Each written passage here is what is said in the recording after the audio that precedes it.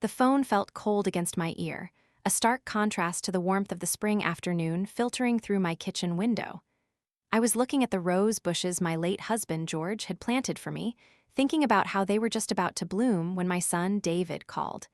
His voice was bright, a little too bright, like a light bulb turned up to the point of buzzing. "Hi, Mom, how are you doing?" he asked. The cheerfulness was a thin veil over a nervous energy I knew all too well. It was the same tone he used as a boy when he was about to confess to breaking a vase. "I'm well, dear, just admiring your father's roses. I was thinking we should have a nice dinner here soon, once they're in full bloom. We could sit on the patio. I'll make your favorite, the pot roast." I envisioned it perfectly, the comfortable rhythm of a family meal, a rhythm I had been desperately trying to maintain in the 2 years since George had passed. There was a slight pause on the line. I heard a faint whisper in the background, the sibilant hiss of a voice I recognized as Chloe's, David's fiancée, or so I thought. "Actually, Mom, that's kind of what I'm calling about," David said, his voice losing some of its forced buoyancy. "Chloe and I have some news. Big news, actually." A smile touched my lips. "Oh, don't tell me you've finally set a date. I've been waiting for this. We have so much to plan. The guest list, the venue, your father would have wanted something special, something memorable." I reached for a notepad, my mind already racing with possibilities. The country club had a beautiful garden, perfect for a summer wedding. "Mom, just a second," David said. Then the phone was rustled and Chloe's voice, smooth as polished glass, came on the line. "Hi, Alina. David's not very good at this, so I thought I'd just come right out with it," she said. Her tone was light, but it had an undercurrent of something sharp, something triumphant. "Hello, Chloe, what is it David isn't very good at?" I asked, my grip tightening on the pen.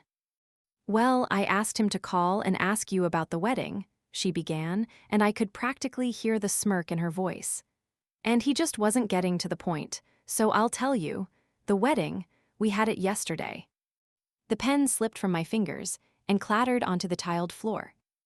The sound seemed to echo in the sudden, cavernous silence of my kitchen. "Yesterday." I repeated, the word feeling foreign and misshapen in my mouth. "Yes, it was just a small, private thing. At the courthouse. We just decided, why wait? We're so in love, and all the fuss of a big wedding just isn't us, you know? It was terribly romantic." Terribly romantic. I sank into a kitchen chair, my legs suddenly unable to support me. My only son, the boy I had raised, had gotten married, and he hadn't told me. He had let me sit here, dreaming of guest lists and flowers, while he was already a husband. I was no longer the mother of the groom. I was a relic from a life he had already moved on from without so much as a backward glance. "But, your father's ring," I stammered. "I was keeping it for you, George's wedding band. You always said you wanted to wear it." "Oh, we got new ones," Chloe said, her voice dismissive as if swatting away a fly. "Titanium, much more modern. Anyway, that's not the only news." I didn't think I could handle any more news. My heart felt like a lead weight in my chest. I looked out the window at the rose bushes, but their beauty now seemed mocking, a reminder of a life and a love that felt a million miles away. "Alina, are you there?" Chloe's voice was impatient. "Yes," I whispered. "Good. So David got a fantastic job offer. A huge promotion, really. It's a startup in Seattle, and they want him to head up the entire design department. It's the opportunity of a lifetime." Seattle, that was across the country. Thousands of miles away from this house, from the life he had built from me. "Yes, we're moving in 2 months," she said, the words falling like hammer blows. "Which brings us to the house." The house, this house. The home George had designed and built with his own 2 hands. The home where we had brought David home from the hospital. The walls held the echoes of our lives, the faint pencil marks on a doorframe tracking David's growth, the worn spot on the armchair where George read the paper every morning, the faint scent of his pipe tobacco that still clung to the study curtains. "What about the house?" I asked, my voice trembling. "Well, we need the capital to get started in Seattle." "It's expensive out there," Chloe explained, her tone now shifting to one of feigned reason, as if explaining a simple math problem to a child. "Since George left the house to David, we've decided to sell it. The market is fantastic right now. We should get a great price for it." I was speechless. She spoke of selling my home, my life, my memories, as if she were discussing the sale of used furniture. It was just an asset to her, a pile of cash waiting to be unlocked. "We'll need you to start packing, of course," she continued, her voice brisk and efficient. "We want to get it on the market by the end of the month. Don't worry, we'll help you find a nice little apartment somewhere, something more manageable for you." More manageable for me. As if my life, the one I had carefully and lovingly built for over 40 years, was suddenly an inconvenience to be managed, downsized, and packed away in a box. The conversation ended a few moments later. I don't remember what I said. I think I made some sort of non-committal noise. When the line went dead, I sat there in the silence, the phone still pressed to my ear, listening to the dial tone's lonely hum. She had done it. Chloe had finally succeeded in what I had long suspected was her ultimate goal: to sever David from his past, from his family, from me. She wanted to be his entire world, and to do that, she had to burn down the world he had known before her. And my son, my loving, gentle David, had handed her the matches and the gasoline. The tears I had been holding back began to fall, hot and silent. I wasn't just crying for the wedding I had missed or the house I was about to lose. I was crying for the loss of my son. The man on the phone was a stranger, his voice hollowed out and filled with the ambitions of another. But then, as I sat there, adrift in a sea of grief and betrayal, a memory surfaced. It was a small thing, a conversation I had with George a few months before he passed. He had been in his study, surrounded by blueprints and legal documents, a worried frown on his face. "Eleanor," he had said, looking up at me over his reading glasses, "I'm setting something up, a trust. It's a bit complicated, but it's important. It's to protect you, to protect David. Sometimes, the people we love are the ones who need the most protecting, especially from themselves." At the time, I had dismissed it as George being overly cautious, the same way he always insisted on checking the tire pressure before a short trip to the grocery store. I had signed the papers where he told me to sign, my mind on other things. The Vance Family Heritage Trust, it was called. I had forgotten all about it. Until now. A strange calm began to settle over me, pushing back the tide of despair. I stood up from the kitchen table, my movements slow and deliberate. I walked from the kitchen, through the dining room, and into George's study. The room was just as he had left it. His books on architecture lined the shelves. His favorite pen lay beside a leather-bound blotter. His scent still lingered in the air. I went to the large oak filing cabinet in the corner, the one he kept locked. The key was in its usual place, hidden in the hollowed-out book on his desk titled Principles of Modern Design. My hands were steady as I unlocked the cabinet. I pulled open the top drawer, and there it was, a thick navy blue binder with gold lettering on the spine, the Vance Family Heritage Trust.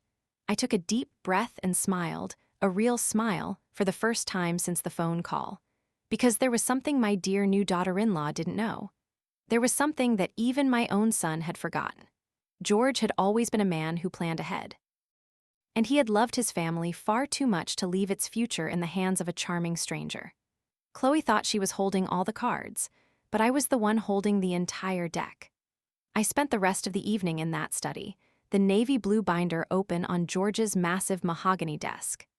The single lamp cast a warm, golden glow on the pages, and with every document I read, the fog of my grief began to lift, replaced by a crystalline clarity. George had not been a simple man, and this was not a simple trust. It was a fortress, built of legal clauses and financial fortifications, and he had handed me, and me alone, the key to the main gate. The language was dense, full of terms like trustee, beneficiary, and fiduciary duty, but the essence of it was breathtakingly simple. George had left the house to David, yes, but not outright. David was the primary beneficiary, granted the right to live in the house for as long as he wished. But the ownership, the actual deed, was held by the Vance Family Heritage Trust. And who was the sole, unassailable trustee with the absolute and final say on all matters pertaining to the trust's assets? I was. My signature, and only my signature, could authorize the sale of this property, but it didn't stop there. George, in his infinite wisdom and quiet paranoia, had woven a web that extended far beyond the walls of this house.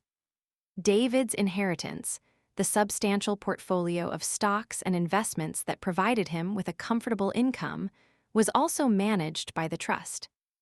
He received a quarterly disbursement, something he had grown accustomed to, likely thinking of it as a simple inheritance payout.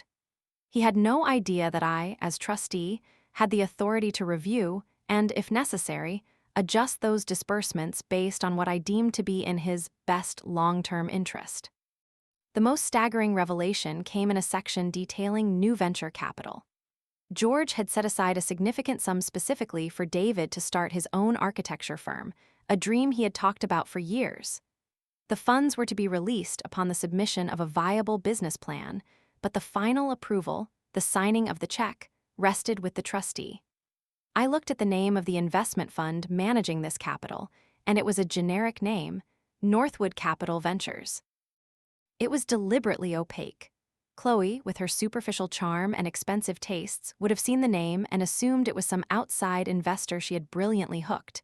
She would have no idea she was asking for my permission, my money. This fantastic job offer in Seattle, the one that was the opportunity of a lifetime. It wasn't a job offer. It was David, spurred on by Chloe, finally trying to launch his own firm. They were using my money to run away from me. The irony was so thick I could taste it. I closed the binder and leaned back in George's worn leather chair. The house was silent around me. I could hear the gentle hum of the refrigerator from the kitchen and the distant chime of a neighbor's wind chimes. They thought they had left me with nothing. They had held a secret wedding, planned a secret move, and were about to sell my home out from under me. They had stripped me of my role as a mother, cast me aside as an irrelevant old woman whose only remaining purpose was to be managed. But they were wrong. I wasn't powerless. In fact, I held all the power. The question was, what was I going to do with it? My first instinct, a hot, angry surge of adrenaline, was to call them back immediately, to lay it all out. To tell Chloe that the house was mine to control, that the money she was counting on was mine to disperse, that her entire fantasy of a new life in Seattle was a dream from which she was about to have a very rude awakening. I wanted to hear the triumphant smirk fall from her voice, to be replaced by the panicked sputtering of a schemer whose plans had just gone up in smoke. But then I thought of David. My son. He was weak, yes. He was foolish and easily led. But he was my son. A direct confrontation, an angry declaration of my power, would shatter him. It would force him to choose between his new wife and his mother in the ugliest way possible. Chloe would twist it, paint me as a controlling, vindictive monster who was using money to sabotage their happiness. And David, blinded by what he thought was love, might just believe her. I could win the battle but lose my son forever. No, George hadn't built this fortress for me to wage a war of anger. He had built it for protection. And the best protection, I realized, was not a show of force. It was a lesson, an education. Chloe needed to learn that actions have consequences. And David, my poor, misguided David, needed to see his wife for who she truly was, not because I told him, but because she would show him herself. A new plan began to form in my mind, a quiet and patient strategy. I would not be the angry, controlling mother-in-law. I would be the victim. I would play the part they had assigned me, the heartbroken, displaced widow, forced to downsize her life and watch from the sidelines. I would let them proceed. I would let them list the house. I would let them hire the realtor, find a buyer, and march confidently toward a closing date. And I would let them, and the entire legal apparatus of a real estate transaction, discover the impenetrable wall of the Vance Family Heritage Trust on their own. I wouldn't have to say a word. The law would say it for me. The next morning, I made a phone call, not to David, but to Arthur Henderson, the family lawyer. His father had been George's closest friend and had helped him draw up the trust. Arthur had taken over the practice, and while he was younger than me, he had his father's steady demeanor and sharp mind. "Eleanor, it's good to hear from you, though I wish it were under better circumstances," he said kindly after I had recounted the phone call from David and Chloe. "They got married, Arthur, without telling me, and now they want to sell George's house." There was a pause. I see, he said, his voice carefully neutral. And are you aware of the full structure of the Heritage Trust? I spent last night reading it from cover to cover, I said. I am aware. Good, he said, a note of relief in his voice. Your husband was a very wise man. He foresaw the possibility of undue influence. So, what is it you want to do, Alina? I can call David and explain the situation to him right now. We can stop this before it even begins. No, I said firmly. That's not what I want. I want you to do nothing. I want to let them proceed. But I need your help. The trust owns a small condo downtown, doesn't it? The one on Maple Street. Yes, it does. It's currently vacant. Good, I'm going to need a place to live, after all. I'll be moving into that condo. I want you to draw up a simple lease agreement. I will pay the market rate rent to the trust. Everything must be perfectly legal and above board. I am going to be the grieving mother who has been forced out of her home, and I need everything to look exactly like that. Arthur was silent for a moment. I could almost hear the gears turning in his legal mind. You're going to let them hit the wall at full speed, aren't you? The wall George built to protect them, I corrected gently. They need to understand what this family, what this home, really means, and they won't learn that from a lecture from a lawyer. They'll learn it when their new, modern, fuss-free life runs into the foundation of something much older and stronger than they ever imagined. I understand, Arthur said, and for the first time I heard a hint of admiration in his voice. Consider it done, Alina. You play your part, and I'll make sure the paperwork plays its. When I hung up the phone, I felt a sense of resolve I hadn't felt since George died. The grief was still there, a dull ache in my heart, but it was no longer a paralyzing fog. It was a source of strength. I was not just protecting a house. I was honoring my husband. I was fighting for my son. The stage was set. The actors had their roles.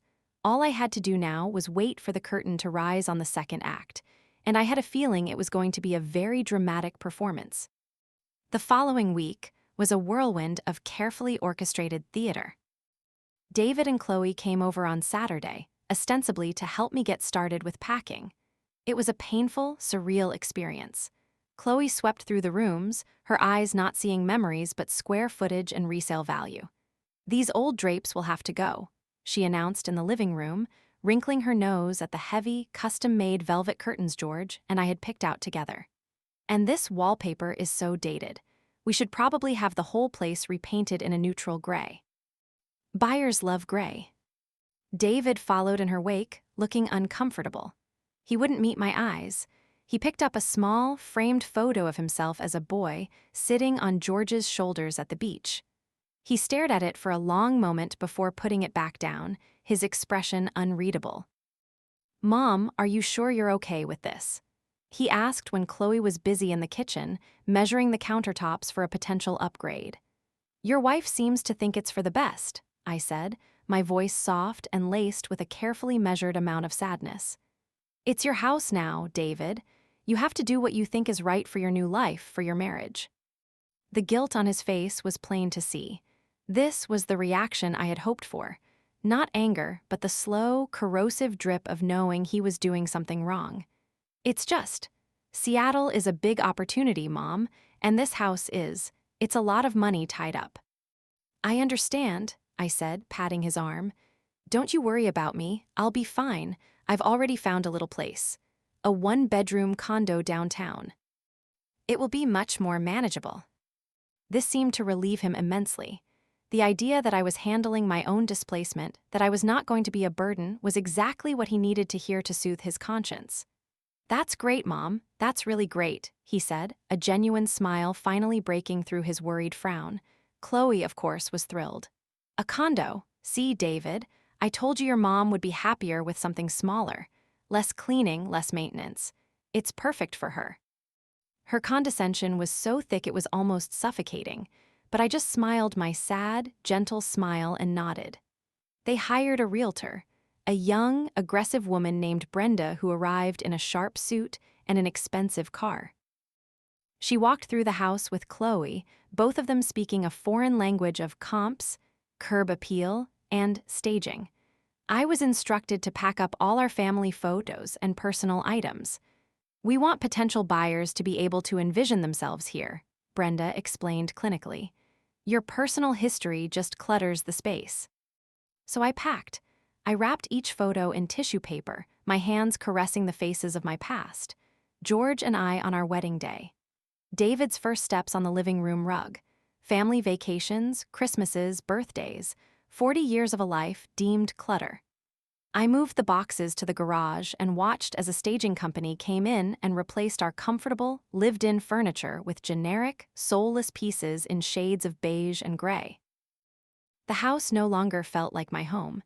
It felt like a hotel lobby. It was heartbreaking, but it was also a necessary part of the process. The more they erased me from the house, the more shocking the truth would be when it finally came to light.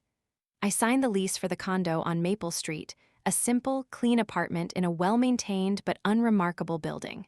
It was, as Chloe had so graciously pointed out, perfect for me. Small, manageable, and anonymous. I moved in with a few suitcases of clothes and a handful of sentimental items I couldn't bear to put in storage. George's favorite armchair, a box of his books, and the photo of him with David on his shoulders. My friend, Margaret, came to visit the day after I moved. She had been my neighbor for 30 years and knew the whole story. She walked into the sterile, beige living room, and her face was a mask of fury. "I cannot believe this, Alina," she fumed, pacing back and forth on the new, neutral carpet. "I saw that woman, that Chloe, directing the stagers like she was some kind of queen, and David just stood there. How could you let them do this to you?" "Sit down, Margaret. Have some tea," I said calmly, gesturing to the small dinette set that had replaced my large oak dining table. "Tea? How can you be so calm? They threw you out of your own home." I waited until she had settled down, a cup of chamomile tea in her hands. Then I told her everything. About the trust, about my role as trustee, about my plan. As I spoke, her expression shifted from anger to disbelief, and finally to a look of wicked delight.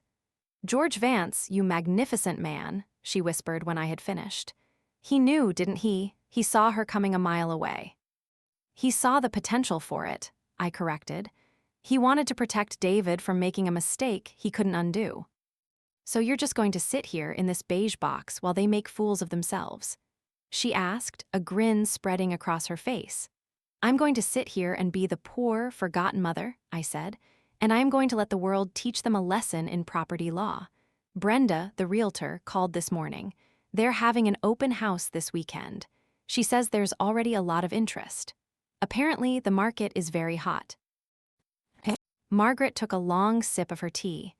"Oh, this is going to be better than television," she said, her eyes sparkling. "Do you need me to do anything? I could go to the open house and spill grape juice on the new white sofa." I laughed, a real, genuine laugh. "No, you just need to be my friend and keep my secret. The rest will take care of itself." And it did. The open house was a huge success, according to the gushing phone call I received from David on Sunday evening. "Mom, you won't believe it. We got 3 offers, all over the asking price," he exclaimed, his voice filled with a mixture of excitement and relief. "One of them is a cash offer, no contingencies. Brenda says it's a dream scenario. We're going to accept it. We'll be able to close in 30 days. "That's wonderful news, dear," I said, my voice perfectly modulated to sound happy for him. "I'm so glad everything is working out for you and Chloe." "Yeah, it's amazing. Chloe is already online, looking at places in Seattle. We can afford something really nice now. This is it, Mom. Our future is finally starting." "I'm sure it is," I said quietly. "You let me know when the closing is. I'd like to say a final goodbye to the house." "Of course, Mom, of course." He sounded magnanimous now, a king bestowing a small favor on a loyal subject. For the next few weeks, I played my part to perfection. I spoke to David every few days, listening to his excited chatter about Seattle, about the new firm, about the beautiful apartment they had picked out with a view of the water. Chloe, feeling victorious, even graced me with a few phone calls, her tone dripping with saccharine sweetness, telling me how they would fly me out to visit once they were all settled in. I was gracious. I was supportive. I was the picture of a mother who had accepted her new, smaller place in her son's world. Behind the scenes, Arthur Henderson was keeping me informed. The buyers had signed the purchase agreement. The title company had begun its work. The closing date was set for the 28th of the month, a Friday. The initial title search has been completed, Arthur told me over the phone a week before the closing. As expected, it shows that the property is owned by the Vance Family Heritage Trust. And what was their reaction to that? I asked. Brenda, the realtor, called David. She said it was a minor complication, that they just needed a copy of the trust documents and the signature of the trustee to proceed. David assured her it was just a formality his father had set up and that he'd take care of it. I smiled. He has no idea, does he? Not a clue, Arthur confirmed. He thinks he's the trustee, or that the role is just a title. He's asked Chloe to look through his father's old files for the trust paperwork. They are about to go on a very frustrating scavenger hunt for a document that will tell them a truth they are completely unprepared for. The day before the closing, I received a frantic phone call from David. "Mom, I'm at my wit's end," he said, his voice tight with stress. "We can't find the trust paperwork anywhere. Chloe and I have torn the house apart. The title company is saying we can't close tomorrow without it. The buyers are threatening to walk away. Do you have any idea where Dad might have kept it?" This was it, the moment I had been waiting for. I let out a long, weary sigh as if the question exhausted me. "Oh, David, I have no idea. Your father handled all of that. It was all so complicated. After he passed, I just gave all his financial files to Arthur Henderson's office. Maybe they have a copy." I offered the suggestion as if it were a fragile, last-ditch hope. "Henderson, of course," he exclaimed. "Why didn't I think of that? I'll call him right now. You're a lifesaver, Mom." "I try my best, dear," I said softly. I hung up the phone and looked out the window of my small, beige condo. I could almost hear the sound of the wave cresting just before it crashed upon the shore. David was about to make a phone call that would change his life, and I was about to find out if the foundation George had built was strong enough to withstand the storm. An hour passed, then another. The sun began to set, casting long shadows across the bland beige walls of my new apartment. I made myself a small dinner, a simple sandwich and a glass of milk, and ate it while staring out at the city lights beginning to twinkle to life. With every passing minute, my anticipation grew. It wasn't a feeling of glee or revenge. It was more like the feeling a watchmaker has after reassembling a complex timepiece. A quiet, focused suspense, waiting to see if all the intricate gears will catch and turn exactly as they were designed to. The phone rang at precisely 7:30. I let it ring 3 times before picking it up, smoothing the manufactured calm over my voice. "Hello." "Mom," David's voice was barely a whisper. It was a sound I hadn't heard since he was a small child, woken from a nightmare. It was the sound of his entire world having been shaken to its foundations. "David, dear, is everything all right? You sound terrible," I said, my tone dripping with concern. I could hear Chloe in the background. Her voice was not a whisper. It was a shrill, furious torrent of words. "Can't be right. He's lying." "She's lying. She planned this. That conniving old." "Chloe, please," David hissed, his voice cracking. He was clearly trying to cover the receiver, but her rage was too powerful to be contained. He came back on the line, his breath ragged. "Mom, I just spoke to Arthur Henderson." "Oh, good. Was he able to help? Did he have the papers you needed?" I asked, my voice the very picture of helpful innocence. "He had them," David said, his voice flat, defeated. "Mom, he said you're the trustee, the only trustee. He said that your signature is the only one that can authorize the sale of the house. He said I have no legal authority to sell it at all." I feigned a gasp of confusion. "Me, a trustee? David, what on earth does that mean?" "Your father had me sign so many papers over the years," my head spun. It all sounded like gibberish to me. "Are you sure Arthur has it right? It's your house. George always said it would be your house." "That's what I thought," he cried, his voice rising in desperation. "But legally, it's not. It belongs to the trust, and you control the trust.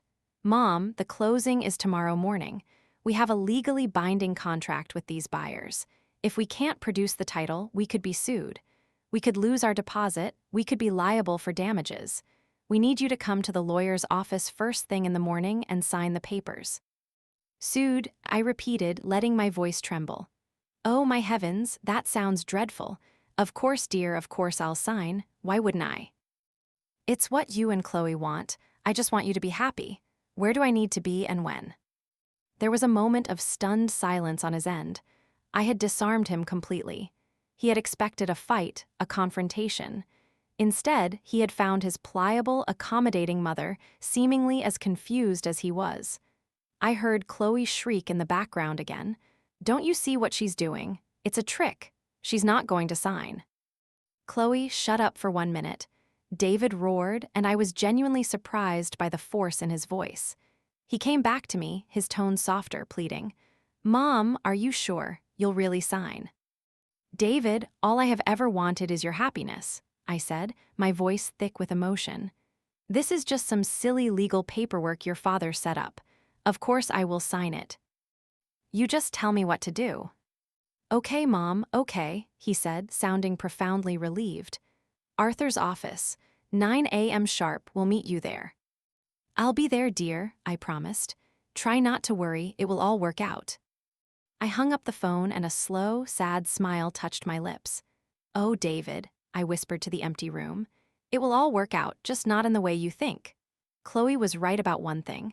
I had absolutely no intention of signing those papers. Tomorrow was not going to be a closing. It was going to be a reckoning. The next morning, I dressed with care. I chose a simple, conservative navy blue dress, the kind of outfit that suggested quiet dignity and sorrowful resignation. I wore my hair in its usual simple bun and put on only a touch of lipstick. When I looked in the mirror, I saw the woman they expected to see, a grieving widow, slightly bewildered by the modern world, eager to please her only child. It was the perfect costume for the final act of this particular play. I took a taxi to Arthur Henderson's office, arriving at 10 minutes to 9. Arthur greeted me in the lobby, his expression professionally somber, but I could see a spark of anticipation in his eyes. There in the main conference room, Eleanor, he said in a low voice. Along with the buyers, Mr. and Mrs. Peterson, their lawyer, and Brenda, the realtor. The closing agent from the title company is there as well. It's a full house. And David and Chloe. They arrived 20 minutes ago. They look like they haven't slept in a week, he said with a hint of satisfaction. David seems to believe you're here to sign the final transfer of deed. He told me as much when he arrived. Let him believe that for a little while longer, I said. Shall we? Arthur nodded and led me down the polished hallway. As we approached the conference room, I could hear the low murmur of conversation. Arthur pushed open the heavy oak door and all eyes turned to me. The room was tense. The buyers, a pleasant-looking couple in their 40s, smiled at me nervously. Brenda, the realtor, looked profoundly stressed, her sharp suit seeming to wilt under the pressure. David and Chloe were sitting side by side at the far end of the long mahogany table. David looked pale and exhausted. Chloe looked like a thundercloud. Her eyes, when they met mine, were slits of pure venom. She knew, even if she didn't know the specifics, her instincts told her she had been outmaneuvered. Good morning, everyone, I said, my voice soft and clear. I'm so sorry if I've caused any trouble. This legal business is all very confusing for me. David shot up from his chair. Mom, thank you for coming. This is the closing agent, Ms. Albright. She just needs you to sign the trust document authorizing the sale. Ms. Albright, a harried-looking woman with a mountain of paperwork in front of her, pushed a document and a pen toward the empty seat beside her. If you'll just sign here, as trustee, we can proceed. I walked slowly to the table, but did not sit down. I placed my handbag on the chair and folded my hands in front of me. I looked at David, my expression one of gentle, maternal concern. David, dear, I began. I told you last night that I would sign, and I meant it. I want to do what's best for you. I saw David relax. A wave of relief washed over his face. Chloe, however, leaned forward, her body coiled like a snake. However, I continued, my voice gaining a new firmness, I spent the entire night thinking about this. I couldn't sleep. I was thinking about your father and what he would have wanted. He built this house not as an investment, David, but as a home, as a legacy. He put it in this trust for a reason, to protect it, to keep it in the family. Mom, what are you saying? David's voice was tight with renewed panic. Brenda the realtor cut in, her voice sharp. Mrs. Vance, we have a legally binding purchase agreement. My clients have arranged financing. The moving trucks are scheduled. You can't back out now. I'm afraid you are mistaken, Arthur Henderson said, stepping forward. He placed his briefcase on the table and opened it with a decisive snap. The purchase agreement was signed by Mr. David Vance, who, as we have now established, has no legal authority to sell the property in question. Therefore, the contract is, and always was, null and void. There is no sale to back out of, because there was never a legal sale to begin with. The room erupted. The buyers and their lawyer began speaking at once. Brenda looked as if she were about to faint, but my focus was on my son and his wife. Mom, you promised. David shouted, his face turning a blotchy red. You said you would sign. And I would have, David, I said, my voice filled with sorrow. But last night I reread some of your father's letters. He was so proud of this house. So proud of the life we built for you there. To sell it. To sell it for capital, it would be a betrayal of everything he worked for. My conscience, as the guardian of his legacy, simply will not allow it. I cannot sign. The house is not for sale. Chloe finally exploded. She shot to her feet, her chair scraping violently against the floor. You did this on purpose. She screamed, pointing a trembling finger at me. You old witch. You let us get to this point just to humiliate us. You've been planning this all along. I looked at her, my expression one of deep, profound hurt. I let a tear well up in my eye and trace a slow path down my cheek. Chloe, how can you say such a thing? I am doing what my husband, your father-in-law, would have wanted. This is about family, about honor. I'm sorry that you see that as a personal attack. Honor, she shrieked, her voice cracking with hysteria. You've ruined us. We're going to be sued. We look like fools. We have no money, no house, no job to go to. You've destroyed everything. On the contrary, Arthur interjected smoothly, producing another set of documents from his briefcase. My client, Mrs. Vance, has no wish to see her son in financial distress. While the house is not for sale, your father, David, did make other provisions for your future. He slid a folder across the table toward David. This is the charter for the new venture capital fund your father established within the trust. As you know, it contains a significant amount of seed money for you to start your own architecture firm. David stared at the folder as if it were a life raft. Chloe stopped screaming and peered at it, her eyes narrowed with suspicion. However, Arthur continued, as with all assets of the trust, the disbursement of these funds is at the sole discretion of the trustee. He paused, letting the weight of his words settle in the silent room. In order to access this capital, you will need to submit a comprehensive business plan, including a 5-year financial projection and a detailed mission statement, directly to Mrs. Eleanor Vance for her review and approval. The silence in the room was absolute. The buyers and their entourage seemed to have faded into the background. There was only me, my son, and the woman who had tried to tear our family apart. Chloe looked from the folder to Arthur to me. The dawning comprehension on her face was a sight to behold. She understood now. Every part of their future, every dollar they had been counting on, every dream of a new life in Seattle was completely and utterly under my control. The beautiful, modern life she had designed for herself had just run headfirst into a foundation of old-fashioned love and legal steel. She sank back into her chair, all the fight gone out of her.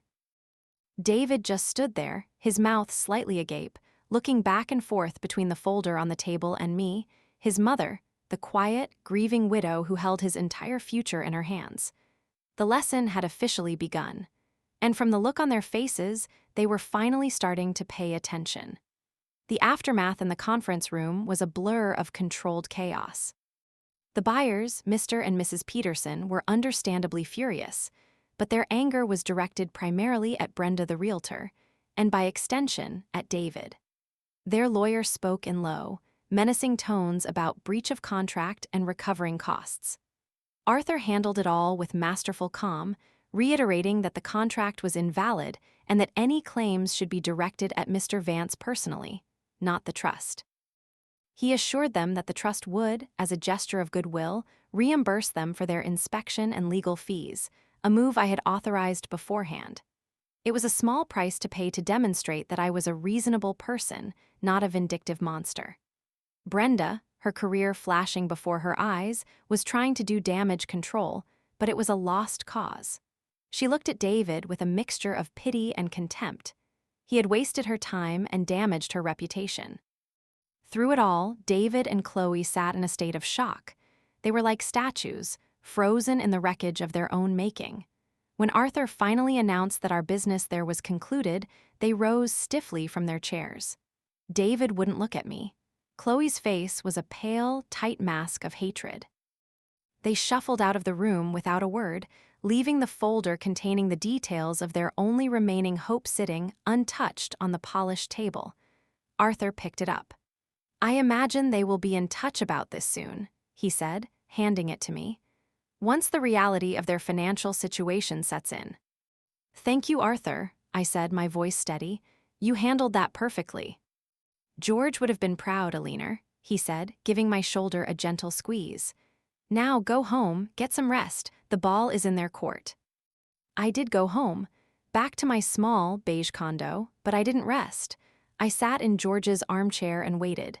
The confrontation had been draining, but it had also been clarifying. For the first time, I felt a sense of peace. I had protected my husband's legacy. I had drawn a line in the sand. Now, it was up to David to decide which side he was on. 3 days passed in complete silence. I didn't call, and they didn't call me.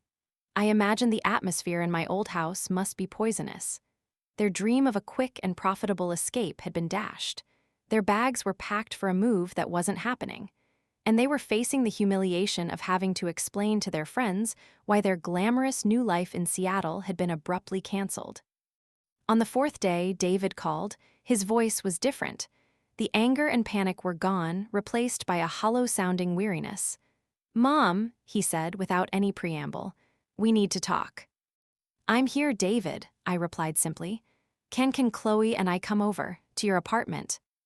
The question was hesitant, laced with the humility of someone who knows they have to ask for a favor they don't deserve.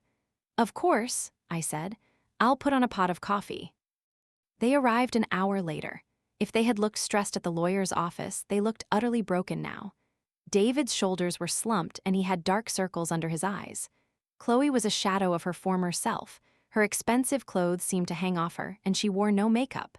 The arrogant confidence was gone, replaced by a sullen, resentful silence. She sat on the edge of the generic sofa and stared at the beige carpet, refusing to look at me. David, however, looked me directly in the eye. "Mom," he began, his voice rough with emotion, "I am so sorry." I just nodded, waiting for him to continue. "I let Chloe convince me that the house was just an asset, that your feelings didn't matter as much as our future. I was wrong. It was disrespectful to you, and it was disrespectful to Dad's memory. I got caught up, and I let things go too far. There's no excuse for it." It was the most direct, honest apology I had heard from my son in years. It was a start. "And the wedding, Mom," he continued, his voice dropping. "We shouldn't have done it that way. I was a coward. I was afraid of a fuss, afraid of a conflict between you and Chloe, so I took the easy way out. But it wasn't fair to you. You're my mother, you should have been there." "Thank you for saying that, David," I said softly. He took a deep breath. We've talked, Chloe and me, a lot. It hasn't been easy." He glanced at Chloe, who flinched but remained silent. "Our plans for Seattle are, well, they're obviously not happening. The buyers are threatening to sue me personally for the costs they incurred. Arthur says we should just pay them, and he's right. But we don't have the money. We spent most of our savings on the deposits for the apartment in Seattle and a down payment for the new office space." Here it was, the inevitable conclusion of their failed plan. They were broke and in debt. "Which brings us to Dad's fund," he said, finally getting to the point. The venture capital. Mom, that's our only option now. We need that money. Not for Seattle, not anymore. Just to get back on our feet. To start the firm here like Dad always wanted me to. I looked from David's pleading face to Chloe's silent, resentful one. This was the critical moment. I could have simply handed them the money. I could have written a check and ended their suffering. But the lesson wasn't over.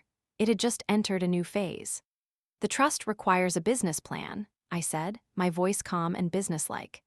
Your father was very specific about that. He did not want his money to be thrown away on a whim. He wanted to know that you had a serious, viable plan for your future. We can write one, David said eagerly. Chloe's great at that stuff. We can have it for you in a week.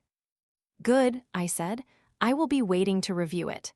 I then turned my attention directly to Chloe for the first time. Her head snapped up, surprised to be addressed. Chloe, I said, my voice even and steady, with no trace of malice. The trust documents are very clear. The purpose of this fund is to support David's professional career as an architect, carrying on the Vance family legacy in design and construction. It is not intended for personal expenses, vacations, or designer handbags.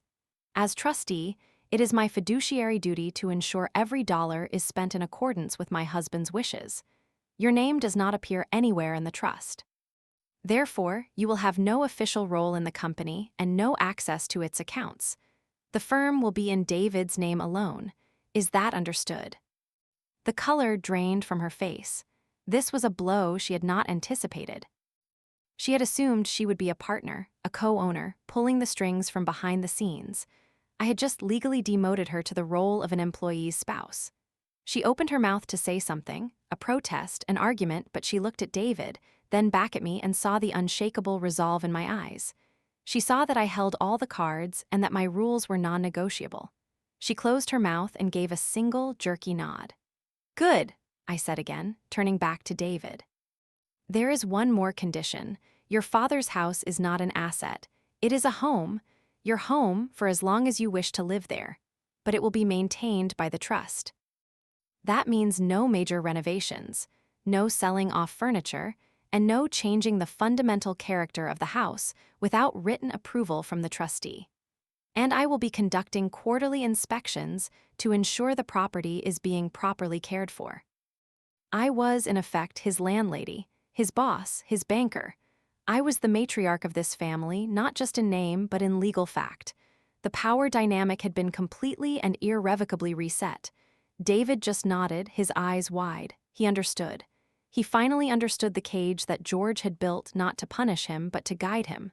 Now, I said, my tone softening, let's talk about this business plan. I have some ideas. Your father always believed the future was in sustainable, green architecture. As I began to speak, outlining the vision George and I had so often discussed for David's future, I saw a flicker of the old spark in my son's eyes. The passion for design, the excitement for building something new, something that was his. It had been buried under Chloe's relentless ambition and materialism, but it was still there. Chloe sat in silence, a spectator in the planning of her own future. She had wanted to be the architect of their lives, but she had been demoted to a mere resident of a building designed and owned by someone else. Her power was gone. She was now completely dependent on my goodwill and on her husband's ability to earn it. The meeting ended an hour later. They left not with a check, but with a mission. They had a path forward, but it was a path of my design. As I closed the door behind them, I felt a profound sense of exhaustion, but also of hope. I had not won a battle against my son. I had, I hoped, won him back. The price had been high, and the lesson had been harsh. But some foundations, I knew, had to be shaken to their core before they could be rebuilt on solid ground. And the Vance family foundation, built by George with love and foresight, was, at last, beginning to feel steady again. The weeks that followed were an education in the subtle mechanics of power. The dynamic in my relationship with David and Chloe had been fundamentally rewritten, and every interaction was a reinforcement of the new terms. They did not return to my old house in a triumphant mood, but in a state of defeat, like a vanquished army forced to live in the city they had failed to conquer. Their first task was to create the business plan. It became the central, all-consuming project of their lives. I had given David the folder at my apartment, and I knew from the weight of it that George had included guidelines, examples, and his own notes on what constituted a sound proposal. This was not just a test I had invented, it was the final examination from his father, administered posthumously. A week later, David called, his voice hesitant. "Mom, I've got a first draft of the business plan. Could I bring it over for you to look at?" "Of course, David." "I'll be here all afternoon," I said, keeping my tone encouraging but professional. He came alone. Chloe, I surmised, could not stomach another visit to my beige condo, the site of her public dethroning. David looked tired, but there was a different quality to his exhaustion. It was the weariness of hard work, not of stress and deceit. He sat at my small dinette table and pushed a neatly bound document across to me. "It's called Vance Design Group," he said quietly. I thought it was important to have the family name in there. "I agree," I said, opening the cover. I spent the next 20 minutes reading in silence while David shifted nervously in his chair. The document was well structured, the language polished. It had all the right sections: mission statement, market analysis, financial projections. But as I read, a familiar feeling began to creep over me. The mission statement spoke of luxury eco-living and premium sustainable solutions. The market analysis focused exclusively on high-net-worth individuals building multi-million-dollar vacation homes. The financial projections were aggressive, promising huge returns within the first 3 years, based on a model of high-cost materials and even higher-cost contracts. This wasn't David's voice. It wasn't George's vision. This was Chloe's ambition, translated into business jargon. She had found a way to rebrand her materialism under the guise of eco-luxury. She was still trying to build a company that would fund a life of glamour, not one that would build a legacy of quality and integrity. I closed the document and gently pushed it back across the table to him. "This is a very professional-looking proposal, David," I began, choosing my words with care. His face lit up with relief. "You think so?" Chloe was a huge help. She did all the market research and the financial modeling. "I can see her influence," I said, and his smile faltered. "It's a plan for a company that wants to make a lot of money very quickly, but it's not a plan for a company that wants to build something that lasts. Your father didn't believe in chasing trends. He believed in setting standards.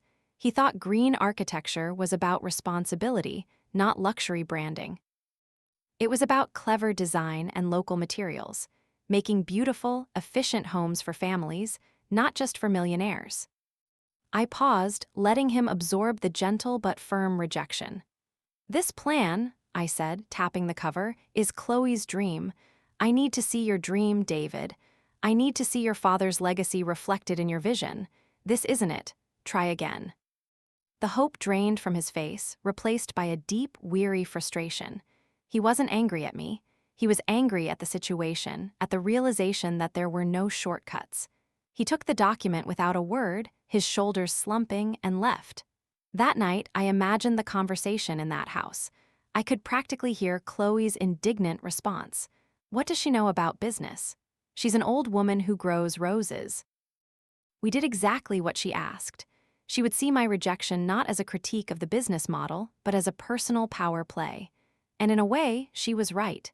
It was a power play. It was a move designed to force David to separate his own professional identity from hers. Another week passed. This time, when David came to my apartment, he looked different. He was carrying a roll of sketches and a much thinner, simpler folder. His eyes were clearer. "I started over," he said, spreading the sketches on the table. They were hand-drawn, not rendered on a computer. They showed small, intelligent houses designed to fit into their natural surroundings.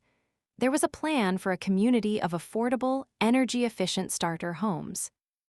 There was a design for a local library that incorporated a rainwater collection system and a living green roof. This was David. This was the boy who had spent hours in his father's study, sketching houses in the margins of his notebooks. "The new plan is in here," he said, handing me the folder. It's not as ambitious financially. The profit margins are smaller, it's a slower build, but it's work I can be proud of. It's work Dad would have been proud of. I read the new proposal. The language was simple, direct, and full of passion. It spoke of community, sustainability, and craftsmanship. It was a business plan that had a soul. "This," I said, looking up at him, "is what your father was waiting for. This I can approve." The relief that washed over him was so profound it was almost tangible. It was the relief of a man who had finally found his way back to himself. I had to do it on my own," he admitted quietly. "Chloe, she doesn't understand this approach. She thinks it's small time. We had a huge fight. She's not talking to me." "I'm sorry to hear that," I said, and I meant it. I took no joy in their marital strife, but I also knew it was a necessary crucible. David had to learn to stand up for his own principles, even if it meant creating conflict with his wife. The first disbursement of funds was not a lump sum. I explained the process to him, just as George had outlined it in the trust. I would release enough capital for him to secure a small office space, purchase the necessary software, and cover his own modest salary for the first 6 months. The next round of funding would be contingent on him securing his first contract. Every step was tied to a measurable milestone. He was not being given an inheritance. He was being given an opportunity, one he had to continually earn. He accepted the terms without complaint.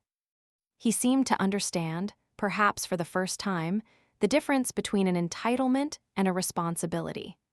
The next major event on our new calendar was the first quarterly inspection of the house.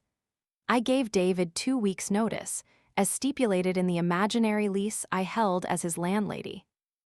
I knew the prospect of it would fill Chloe with a special kind of dread. It was a formal, legal reminder that she was living in my domain. I arrived at 10 a.m. on a crisp autumn Saturday. David met me at the door. He was nervous, but he greeted me warmly. Chloe was in the kitchen, pretending to be absorbed in reading the newspaper. She gave me a curt nod but did not get up. "I'm just here to do a quick walkthrough, David," I said, my tone pleasant and businesslike. "Make sure everything is in good order." I started in the living room. The generic, staged furniture was still there, a stark reminder of their failed plan. It felt cold and impersonal. "You know, David," I said gently, "the trust has a storage unit. All of our old furniture is in there. The comfortable chairs, your father's reading lamp. You're welcome to bring it back. It might make the place feel more like a home." He looked surprised, then grateful. "I'd like that, Mom. I'd really like that." I moved through the house, room by room. I checked for any signs of leaks or damage, commented on a finicky faucet in the guest bathroom, and made a note to have the furnace serviced before winter. It was all very mundane, very practical. I was not a queen conducting a royal inspection. I was a property manager, ensuring an asset was being maintained. The very banality of it was, I think, what made it so effective. It stripped the emotion away and replaced it with a simple, undeniable fact. I was in charge. When I got to the backyard, I stopped. The rose bushes, George's prize-winning roses, which had looked neglected and overgrown for the past few months, had been carefully pruned and mulched. The weeds had been cleared from around their bases. Someone had been tending to them. "The roses look wonderful, David," I said, a genuine warmth in my voice. He shuffled his feet. "Yeah, well, I remembered what Dad used to say, that you have to prune them back hard after they bloom to make sure they come back stronger next year. I've been spending a little time out here in the evenings." I reached out and touched a thorny cane. "He would be so happy to see you doing that," I said quietly. I finished my inspection and returned to the kitchen. Chloe was still sitting at the table, the newspaper a shield in front of her. "Everything looks fine, David," I announced. "I'll arrange for the furnace maintenance. Thank you for your time." As I turned to leave, Chloe finally spoke, her voice tight and cold. "Was there anything else, Your Majesty?" I stopped and turned to face her. I didn't get angry. I didn't engage with her sarcasm. I simply looked at her with an expression of mild pity. "No, Chloe, that's all. You have a lovely home. Do take care of it." I walked out of that house and got into my car, my heart steady. The inspection had achieved its purpose. It had reinforced the new reality, but it had also opened a door for David. A door back to the memories, back to the furniture, back to the roses. A door back to his father. As for Chloe, she had been forced to sit in silence and watch as the true structure of her life was laid bare. She was a tenant, a guest, and she was beginning to understand that the price of admission to the Vance family was not something she could negotiate. It was something she would have to earn through humility and respect. And I had a strong suspicion that those were two currencies she did not possess in abundance. The foundation was holding, but I could see the cracks beginning to form in her own. Life settled into a new, tentative rhythm. The Vance Design Group was officially born. David rented a small, two-room office in a modest building downtown, not far from my condo. He spent his days there, often working late into the night, consumed by the challenge of building something from the ground up. He brought back our old furniture from storage, and the house began to feel like a home again, much to Chloe's silent chagrin. She hated the familiar, worn armchair where George used to sit, seeing it not as a source of comfort, but as a throne I had reinstalled in her kingdom. Their marriage became a quiet, cold war. David was rediscovering himself, reconnecting with the values his father had instilled in him. He was fulfilled, energized. Chloe, on the other hand, was adrift. Her grand ambitions had been thwarted, her role reduced to that of a spectator. She had no project, no purpose. The life of a supportive, stay-at-home wife to a fledgling architect in a startup firm was not the prize she had envisioned. There were no charity galas, no European vacations, no designer showcases. There was just David, coming home late, smelling of drafting paper and coffee, his mind full of blueprints and building codes. Their financial situation was a constant source of friction. The salary David drew from the business, a salary I had approved in his budget, was modest. It was enough to live on comfortably, but not extravagantly. Chloe's credit card bills, which she had once paid off without a thought, became a monthly point of contention. I don't understand why we can't just ask her for more. I overheard her saying to David one evening when I had dropped by to give him some of his father's old architecture books. They were in the kitchen, and they didn't know I was standing in the hall. The money is just sitting there. It's your inheritance. It's not an inheritance, Chloe. It's an investment. David's voice was firm, weary. He had had this conversation many times before. It's seed money for the business, and the business has to prove it can be profitable. Those are the rules. Mom is just following the trust Dad set up. The trust your father set up to control you from beyond the grave, you mean? She retorted. And she loves it. Don't you see the way she looks at me? Like I'm something she found on the bottom of her shoe. She looks at you that way because you tried to sell her home and elope with her son without telling her, David snapped back, his patience finally breaking. What kind of welcome did you expect? She's given me a chance to build my dream, and all you can do is complain that you can't buy a new pair of shoes. I'm trying to build a future, and you're just counting the receipts. The raw truth in his words hung in the air.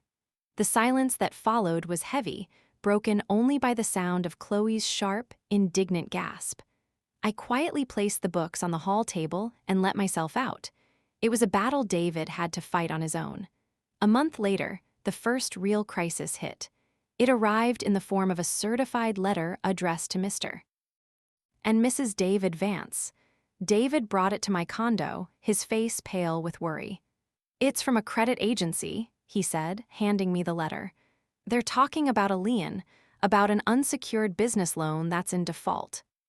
I read the letter. It was from a private lender, demanding immediate payment of $25,000, plus interest and penalties. The loan had been taken out 8 months ago, before their ill-fated trip to Europe.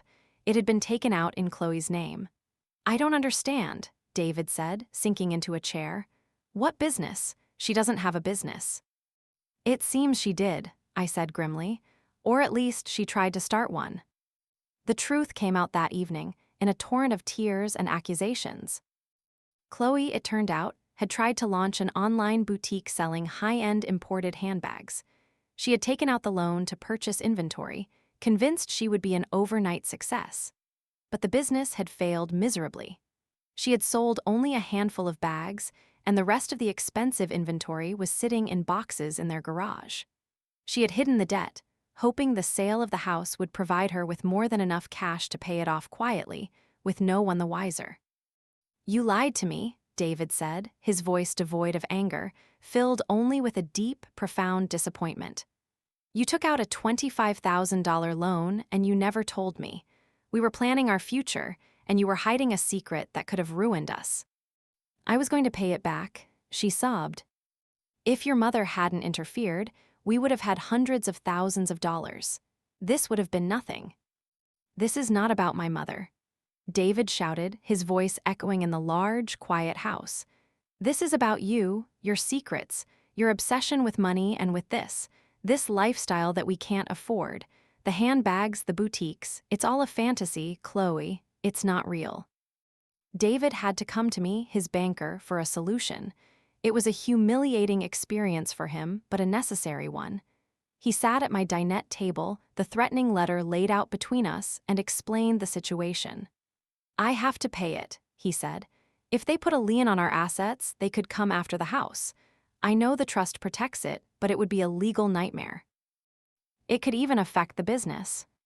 "The business cannot afford a $25,000 expense," I stated calmly. "It would wipe out your operating capital for the next year. It's not a viable option." "Then what do I do?" he asked, his voice desperate. "I don't have that kind of money personally." I looked at him, my expression serious. This was another test. "The trust has provisions for emergencies," I said slowly. "I have the authority to make a personal loan to a beneficiary to be paid back to the trust with interest. But it's a serious step. It would have to be a formal loan agreement between the trust and you." "Not Chloe?" he asked. "No," I said firmly. "The debt is hers, but the responsibility for the family's stability is yours. You will take the loan. You will pay off her mistake, and you will be the one responsible for paying it back. You can work out the terms of repayment with your wife privately, but as far as the trust is concerned, this is your debt." I was forcing him to take ownership of his wife's irresponsibility. I was making him the responsible adult in the marriage, the one who had to clean up the mess. It was a heavy burden, but one he needed to shoulder if he was ever going to be the man his father had raised him to be. He agreed. He signed the loan documents, his hand trembling slightly. He took the check from me, a check drawn from his father's legacy to pay for his wife's secret folly. The transaction was another brick in the wall being built between him and Chloe, and another foundational stone in the new, solid relationship being built between him and me. Chloe was forced to sell her inventory of designer handbags online at a significant loss. She spent weeks packaging up the symbols of her failed ambition, shipping them off to strangers. Every box she taped shut was a reminder of her humiliation. The money she made was turned over to David, the first installment in paying back a debt that she now owed, not to a faceless lender, but to her own husband. The incident changed something between them permanently. David no longer trusted her. He saw her not as a partner, but as a liability. The Cold War in their house entered a new, deeper freeze. And I knew, with a certainty that chilled me, that their marriage was now living on borrowed time. The foundation George had built for his son was proving to be strong and secure. But the one David and Chloe had built for themselves was crumbling to dust.